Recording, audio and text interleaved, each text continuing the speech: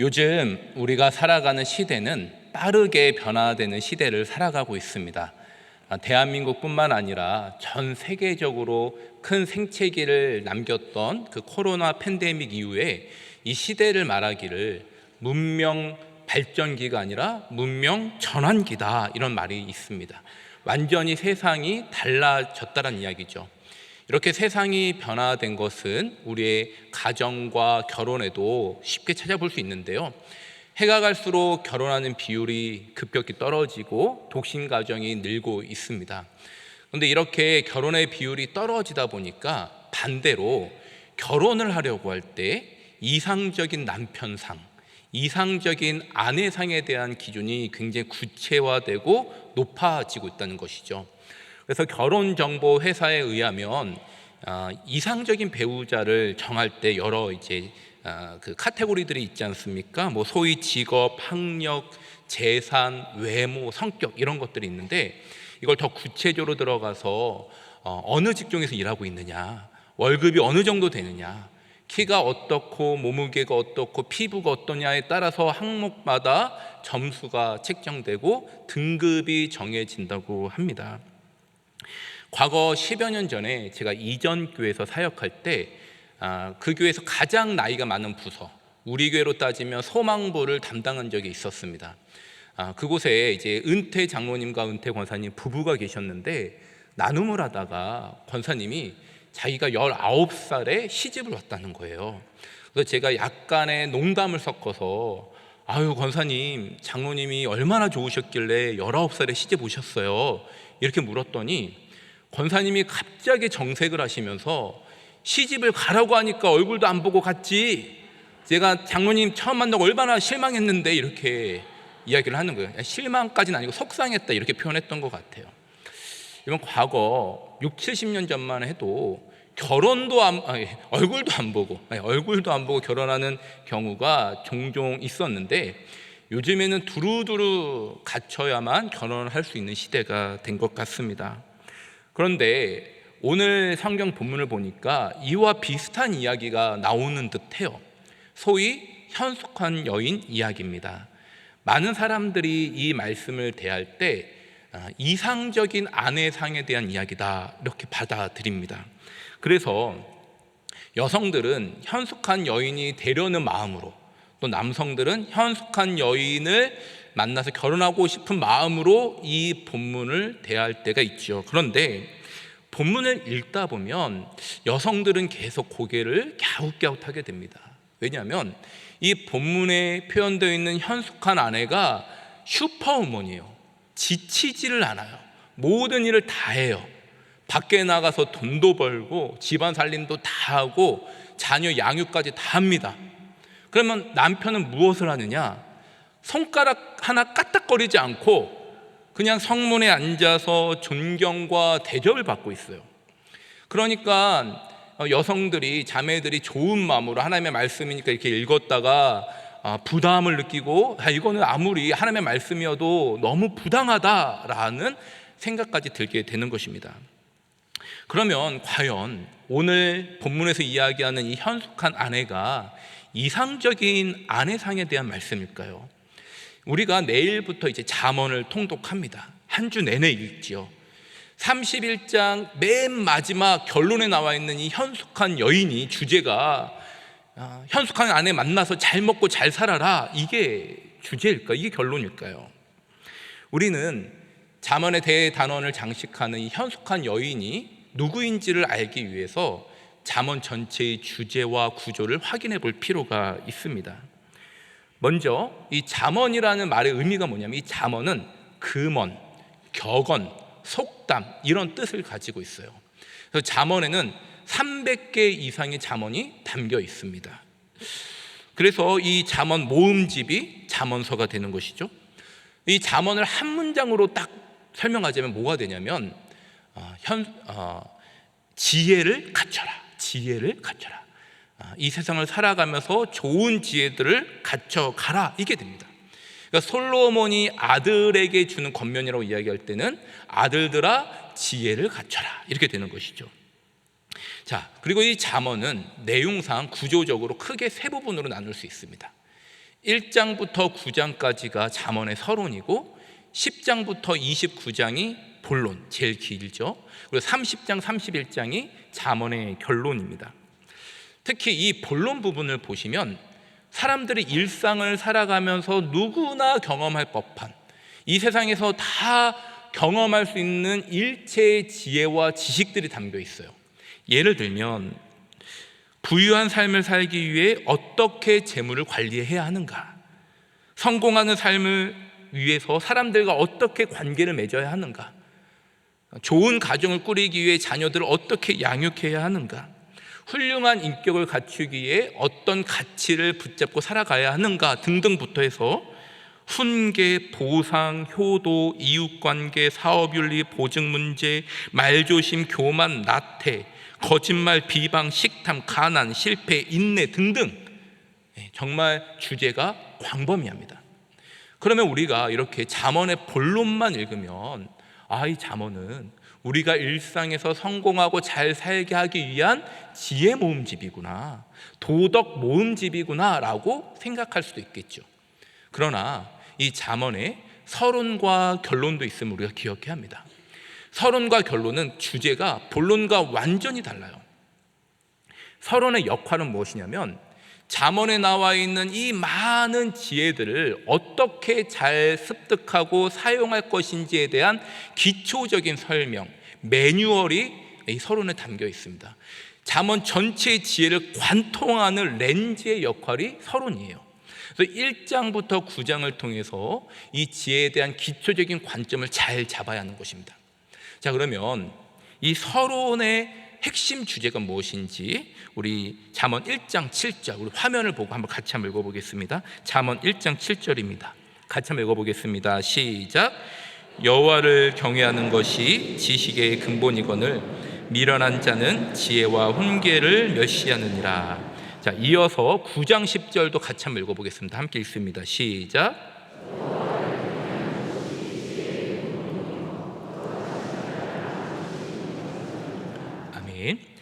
사랑하는 여러분, 서론의 핵심 주제가 무엇입니까? 여호와를 경외하는 것이 지혜와 지식의 근본이라는 거예요. 우리 개역개정 한글 이걸 좀 어렵게 번역했습니다. 근본이라고 한자를 썼는데 원어적 의미가 무엇이냐면 시간적 출발점, 시간적인 시작점을 이야기합니다. 비기닝 포인트예요. 그래서 영어 성경본을 보면 이 100% 전부 다 영어 성경은 어떤 번역본을 보더라도 근본이 비기닝으로 번역되어 있습니다. 즉 지금 무슨 말을 하는 것이냐면 여호와를 경외하여서 하나님을 사랑하고 하나님을 두려워하고 하나님을 예배하는 것이 지혜의 시작점이다, 가장 중요한 지혜의 출발점이다 라고 이야기하는 것입니다. 자, 그러면 잠언의 구조가 선명해지는 것이죠. 서론에서 하나님을 경외하는 지혜의 시작에서 출발합니다. 그리고 일상을 살아가면서 본론에 지나가면서 세상의 다양한 지혜와 지식과 교훈들을 습득해서 지혜를 갖춰가는 것입니다.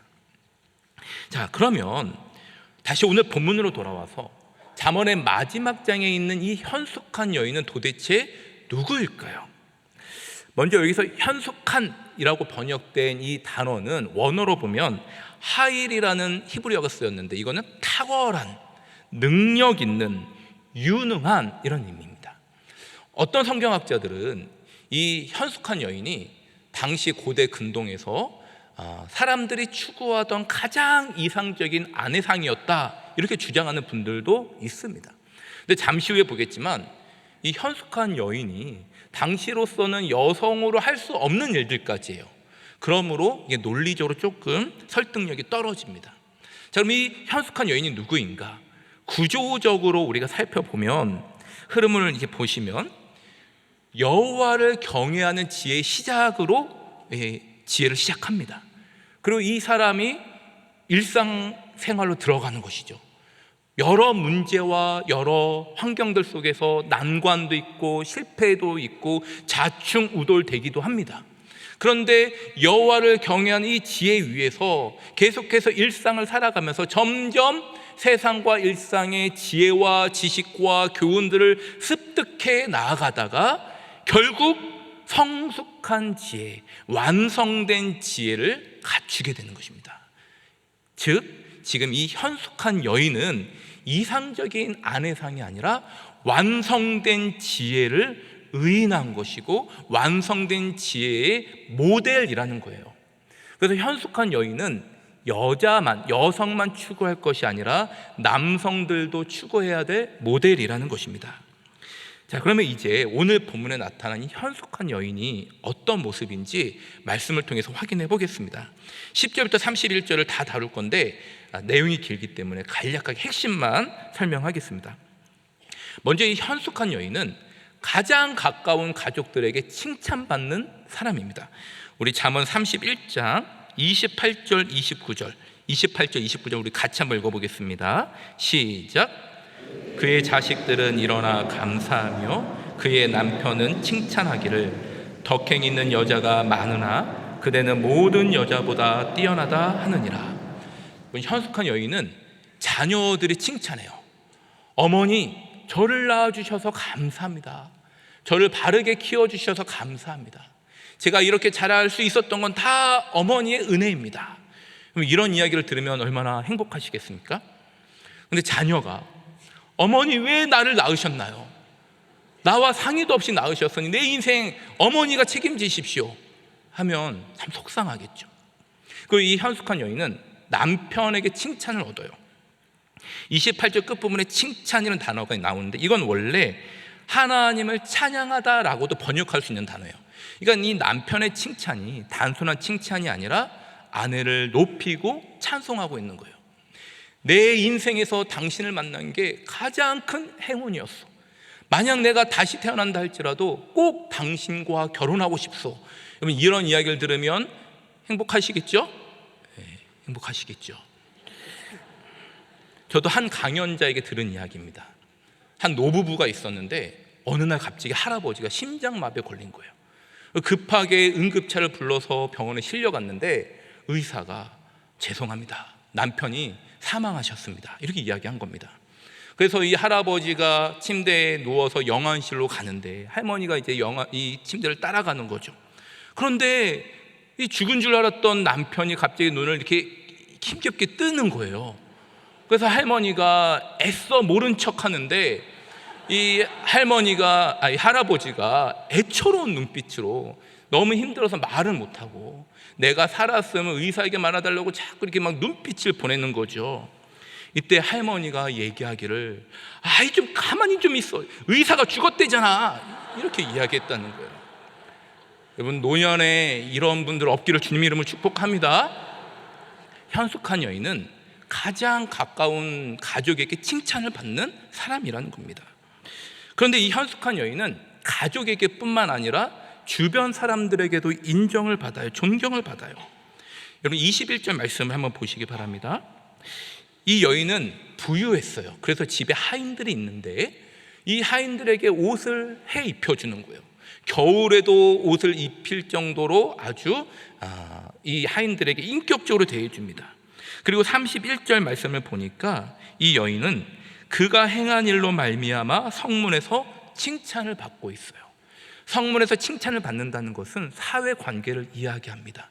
사회에서 만나는 사람들에게, 직장 동료들에게, 이웃들에게, 그리고 교회 성도들 하나같이 이 여인을 향해 험담하는 사람이 없고 다 이 여인을 칭찬할 정도로 아주 인간관계를 잘 맺는 사람입니다. 그러면 현숙한 여인이 인간관계만 잘 맺는가? 그것도 아니에요. 여러분, 13절 말씀 우리 한번 같이 한번 읽어보겠습니다. 13절입니다. 시작.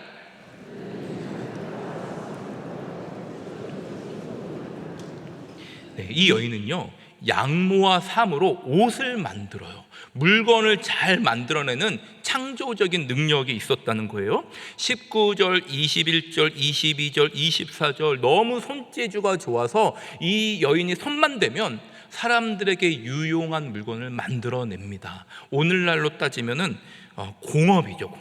공업적으로 아주 탁월한 능력이 있어요. 근데 이 여인이 장사에도 일가견이 있어요. 14절 말씀 보니까 상인의 배와 같아서 먼 데서 양식을 가져오며, 이 여인을 상인의 배로 비유합니다. 무역선에 비유하는 거예요.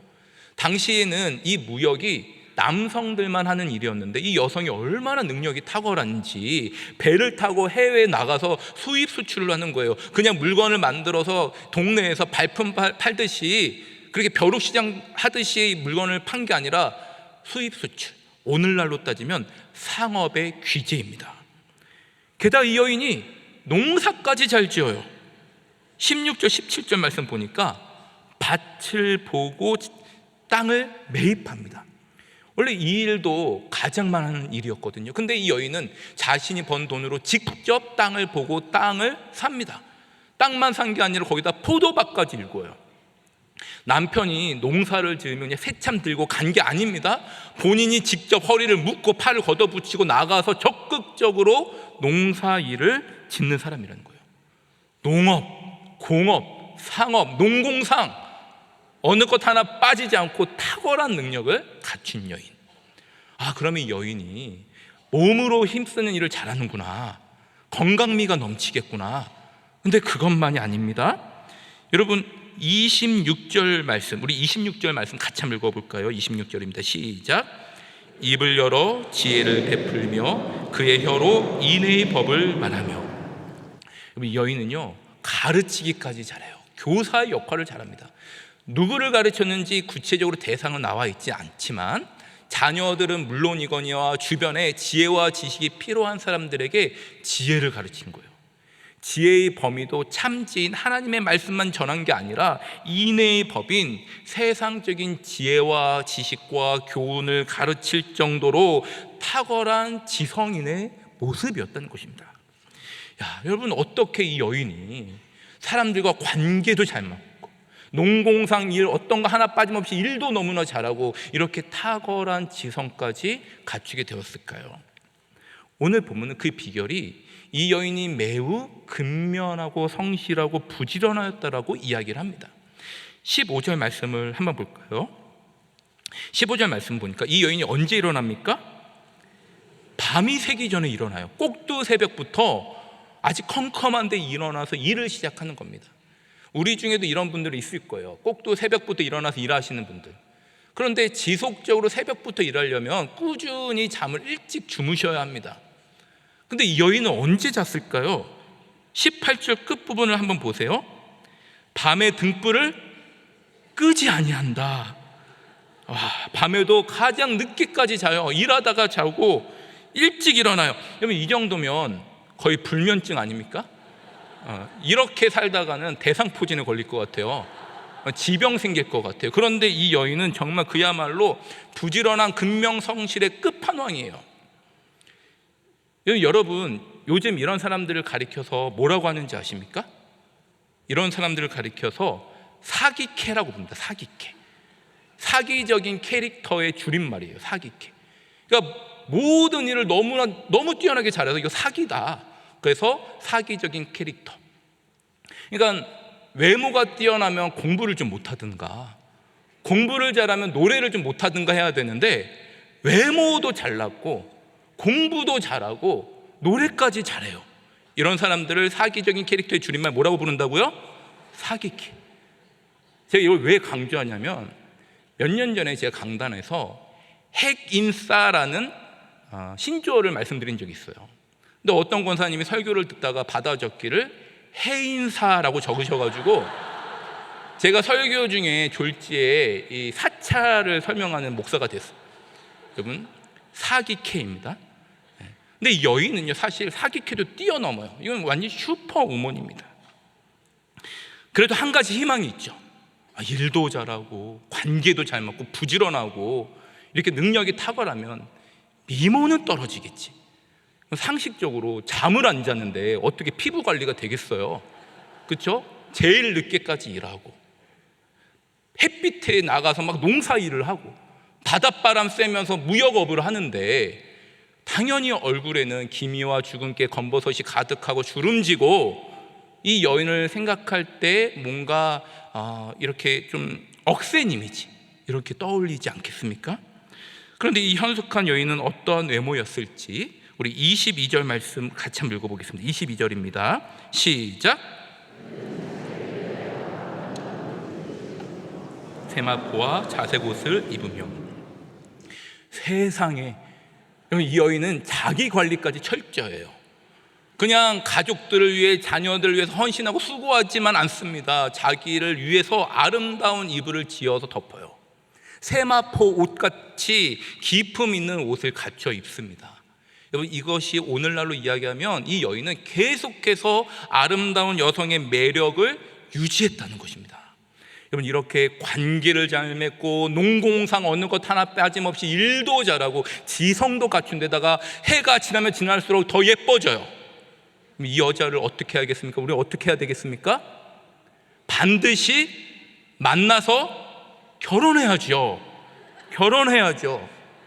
여러분, 이 여성이 진주보다 비싸다 할지라도 어떤 값을 치르고서라도 이 여인을 만나서 결혼해야 합니다. 왜냐하면 이 여인을 만나면 인생이 행복하고 복되고 성공하고 아름다워지기 때문입니다.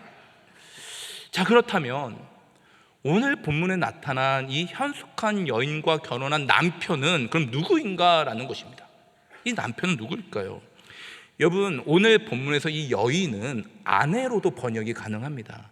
그래서 가만 보면 이 현숙한 여인이 남편과의 관계에서 계속적으로 설명되어지고 있어요. 우선 이 현숙한 여인은 앞서 말씀드린 대로 완전한 지혜를 의인화한 겁니다. 성숙한 지혜를 의인화한 거예요. 그럼 여기서 한 가지 질문이 생기죠. 왜 잠언은 지혜를 한 여성으로 의인화했느냐라는 것입니다. 그럼 이거는 좀 문법적 설명이 필요한데요. 히브리어로 지혜라는 단어가 호크마입니다. 이건 좋은 단어이기 때문에 기억하면 좋습니다. 호크마. 근데 히브리어에서 뒤에가 아로 끝나면 이건 여성 명사예요. 우리나라는 여성 명사, 남성 명사가 없습니다. 그래서 그냥 이걸 받기를 그 또는 그것 이렇게 중성적 대명사로 받지요. 그러나 히브리어는 여성형 명사, 남성형 명사가 있습니다. 이런 이유로 잠언 서론을 보면 1장부터 9장까지 이 지혜를 한 여성으로 의인하여 설명을 합니다. 지혜가 너를 부른다. 아들아, 지혜를 취하라. 지혜가 집을 짓는다 등등의 의인화된 표현이 나옵니다. 자, 한 가지 말씀을 예로 들어보겠습니다. 우리 잠언 4장 6절. 잠언 4장 6절 우리 화면을 보고 한번 확인해 보겠습니다. 읽겠습니다. 시작. 지혜를 버리지 말라. 그가 너를 보호하리라. 그를 사랑하라. 그가 너를 지키리라. 이 장면은 지금 솔로몬이 아들에게 권면하는 말씀이에요. 근데 지혜를 의인화하고 있습니다. 아들들아, 지혜를 버리지 마라. 지혜를 사랑하라. 그러면 지혜가 너를 보호해 줄 거고 너를 지켜줄 것이다 라고 권면하고 있죠. 이어서 4장 8절 한번 읽어보겠습니다. 같이 읽습니다. 시작. 그를 높이라. 그리하면 그가 너를 높이 들리라. 만일 그를 품으면 그가 너를 영화롭게 하리라. 자, 지금 솔로몬이 계속해서 지혜를 의인화하는 거예요. 근데 중간 말씀 보니까 이렇게 이야기합니다. 아들들아, 만일 그를 품으면. 그래서 그가 누구예요? 지혜죠. 그 지혜를 품으면, 지혜를 품는다는 것은 지혜를 소유하면, 지혜를 갖추면 이런 의미입니다. 그리고 지혜가 여성으로 의인화됐기 때문에 여성과 결혼하라는 것이죠. 이렇게 볼 때 오늘 이 현숙한 여인과 결혼한 남편은 누구일까요? 완전한 지혜를 갖춘 자, 완전하고 성숙한 지혜를 소유한 자를 가리키는 겁니다. 여성이든 남성이든 현숙한 여인과 결혼한 남편은 성숙하고 완전한 지혜를 갖춘 자라는 것이죠. 그렇다면 현숙한 여인과 결혼한 이 남편, 완전한 지혜를 갖춘 이 사람은 어떤 결과를 맞이하게 될까요? 다시 오늘 본문으로 돌아와서 본문을 빠르게 한번 확인해 보겠습니다. 11절 말씀입니다. 그런 자의 남편의 마음은 그를 믿나니 산업이 핍절하지 아니하겠으며. 남편은 아내를 믿습니다. 아내를 신뢰해요. 두려움이 없어요. 그리고 산업이 핍절하지 아니한다. 아내가 남편에게 필요한 모든 것을 공급해 준다는 것입니다. 12절 말씀 보십시오. 아내는 평생 살아가는 동안 남편에게 선을 행해요. 항상 좋은 것을 주고 악한 것을 주지 않아요. 마지막으로 31절은 미래형으로 쓰였는데 우리 이 31절 말씀 우리 한 목소리로 한번 같이 한번 읽어보도록 하겠습니다. 시작. 그 행한 일로 말미암아 성문에서 칭찬을 받으리라. 아멘. 여러분, 이 31절에 이 중성적으로 표현했는데 이 그가 누구이죠? 네, 지혜입니다. 현숙한 아내를 말하는 겁니다. 현숙한 아내가 손수 일한 열매가 하나도 땅에 떨어지지 않고 다 현숙한 아내로 돌아간답니다. 현숙한 아내가 행한 일로 말미암아 성문에서 칭찬을 받게 될 거라는 거예요. 자, 그러면 이 현숙한 아내가 행한 이 칭찬들, 이 열매들, 이 성공, 부, 산업들, 이거 전부 다 누구에게 돌아가는 거죠? 이거 누가 차지하는 것입니까? 바로 현숙한 아내와 결혼한 남편의 차지가 되는 거예요. 이 완전한 지혜를 소유한 사람이 이 모든 축복을, 이 모든 성공과 부를 갖게 된다는 것입니다. 여러분, 남편은 성공과 부와 명예와 행복을 위해서 어떤 일도 하지 않았어요. 어떤 것도 애쓰지 않았어요. 그런데 현숙한 아내가, 완성된 지혜가 이 모든 것을 다 공급해주고 현숙한 아내 때문에 이 모든 것을 다 누리게 되었다라고 말씀하는 것입니다. 사랑하는 여러분, 말씀을 정리하면서 우리는 물론 아직 우리가 소유한 이 지혜가 연약할 수 있어요. 부족하고 초라할 수 있습니다. 그러나 여호와 경외하기를 지혜의 시작으로 삼고 일상을 살아가면서 세상과 일상의 지혜와 지식과 덕목을 여호와 경외에 의해서 꾸준히 습득하다 보면 어느새 결국에는 완성된 지혜가 우리에게 소유될 줄로 믿으시기 바랍니다. 여러분, 이 31장의 말씀은 약속의 메시지예요. 반드시 그렇게 이루겠다는 하나님의 언약의 메시지입니다. 우리가 현숙한 여인을 얻어서 하나님께서 이런 복을 우리에게 주실 줄로 믿습니다. 자, 이제 말씀을 마무리하면서 두 가지 중요한 적용점을 우리의 삶 속에 가져오길 원합니다. 첫째로는 우리는 반드시 현숙한 아내와 결혼해야 합니다. 어떤 값을 치르고서라도, 어떤 노력을 해서라도 완전한 지혜를 소유해야 합니다. 여러분, 이것은 추상적이거나 어떤 거대고 거시적인 결단이 아니에요. 오늘 내가 살아가는 오늘 하루의 삶 가운데, 지금 내가 처해 있는 일상 가운데 무엇으로 시작할 것인가 라는 것입니다. 여러분들의 가정, 나의 자녀, 나의 삶터, 나의 사업장, 나의 문제들, 그 상황들 속에서 그것을 풀어가기 위해 어떤 걸 선택할 것인가. 세상의 지혜와 세상의 능력과 세상의 지혜를 붙드는 것이 아니라 바라기는 여호와 경외를 붙들고 여호와 경외를 지속하시기를 주님의 이름으로 축복합니다. 그러면 그 여호와의 지혜가 어느덧 성숙한 지혜가 되어 우리의 삶과 우리의 삶의 문제들, 내가 소중하게 생각하는 그 하루하루의 삶을 결과적으로는 가장 복되게 인도해 줄 줄로 믿으시기 바랍니다. 둘째로, 우리가 갖춰야 할 이 성숙한 지혜, 그리고 현숙한 여인과 결혼하였다면 그 현숙한 여인은, 갖춰진 그 완성된 지혜는 우리의 삶의 일상에서 반드시 증거로 나타나야 된다는 사실입니다. 여러분, 오늘 본문에서 이 현숙한 여인이 어떻게 묘사되었습니까? 아침에 일어나 눈 뜨자마자 하나님만 생각하고 밤에 잘 때까지 하나님만 생각했더라가 아니에요. 아멘 하시면 안 됩니다. 아니에요. 아침에 일어나서 기도하고 점심에는 말씀 보다가 저녁에는 찬양하다가 잠들었더라.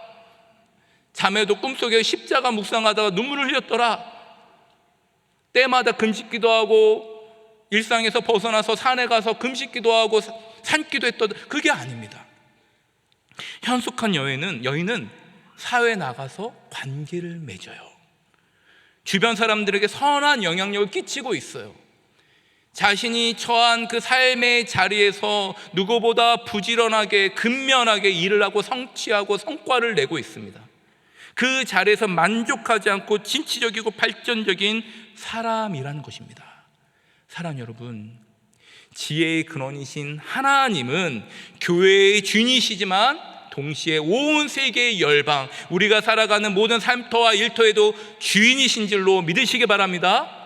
우리가 하나님을 사랑하고 하나님을 섬기고 지혜를, 성숙한 하나님을 경외하는 지혜를 갖췄다고 말하면서 세상에서 아무런 영향력을 발휘하지 못한다면 그것은 위선적인 신앙이 될 수 있습니다.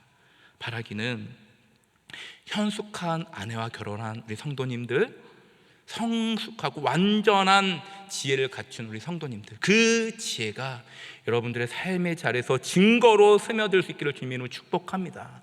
그것이 가정주부이든 직장이든 어떠한 삶터이든 상관없이 증거될 때에 그 지혜가 바른 지혜이고 참된 지혜가 되는 것입니다.